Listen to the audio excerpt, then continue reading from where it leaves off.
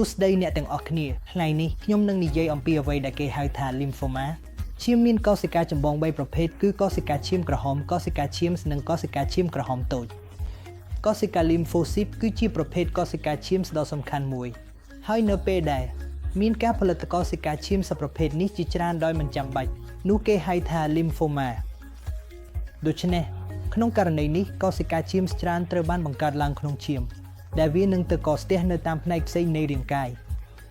ដូច្នេះប្រសិនបើអ្នកចង់ដឹងថាអាការៈទូទៅនៃ lymphoma គឺអ្វីខ្លះនោះអ្វីដែលដំបូងគឺការប្រមូលផ្ដុំឬការកើនឡើងនៅក្បាលលោកនៅតំបន់ក្លៀកនៅតំបន់ក្រលៀនអាចជាសញ្ញាបង្ហាញដំបូងនៃដំណើរការ lymphoma បើមិនដូច្នោះទេអាការៈគឺមិនច្បាស់លាស់ដូចជាគ្រុនយូរអង្វែងការបាត់បង់ទម្ងន់និងការបាត់បង់ចំណង់អាហារ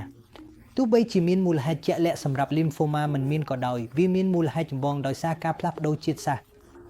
វាមិនមែនជាជំងឺបណ្ដាលមកពីពូជសាសន៍ទេហើយមិនមានហេតុផលណាដើម្បីសង្ស័យថាវាបន្តទៅកាន់គ្រួសារទេសម្រាប់ការព្យាបាល lymphoma មានការរីកចម្រើនជាច្រើននៅក្នុងទម្រង់នៃការព្យាបាលផ្ដោតលើគោលដៅនិងការព្យាបាលដោយប្រព័ន្ធភាពស៊ាំការព្យាបាល lymphoma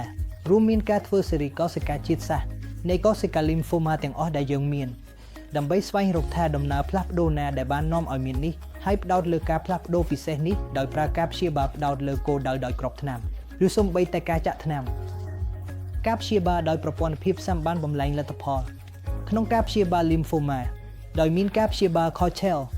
ដែលជួយឲ្យយើងកែប្រែប្រព័ន្ធភាពស៊ាំរបស់រាងកាយដើម្បីឲ្យវាស្គាល់កោសិកាមហារីកហើយទុកឲ្យកោសិកាធម្មតាដោយឡែកវិធីនេះការព្យាបាលមានប្រសិទ្ធភាពជាមួយនឹងផលប៉ះពាល់បន្តិចបន្តួចសូមអរគុណ